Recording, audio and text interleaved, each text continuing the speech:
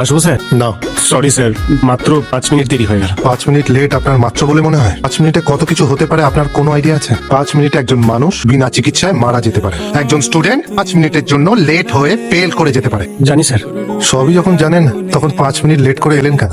বলা নেই, ক নেই, অফিস আজে বাড়ি চলে গেলেন। স্যার নিজেকে পরকিয়া করতে যাস তার বেলা? কি ভাবছেন? কিছু না স্যার, কিছু না। কিছু তো একটা ভাবছেন আমি যে নিজে বেরিয়ে যাই তার বেলা। স্যার। বিবেক, হ্যাঁ স্যার।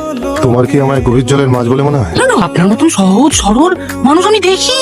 আপনি হলেন স্যার কচুরি পানার মতো, মানে সবটা যারা দেখতে পায়, কিন্তু বড়জোর এই এতটা এইটা কেউ দেখতে পায় না, জলের নিচে যেটা থাকে। আপনি হলেন অনেকটা কচুরি পানার মতো স্যার। শুনছেন? আমি যাই স্যার। স্যার আমি তাহলে যাই। কোথায় যাবে? বাড়ি। লজ্জা করেন আপনার? এতগুলো কথা শোনার পরেও বাড়ি যাবো করছেন? ওয়েট, আপনার ব্যবস্থা আমি করেছি। ধরুন, এগুলো কি স্যার? বাংলায় শাস্তি, ইংলিশে পানিশমেন্ট।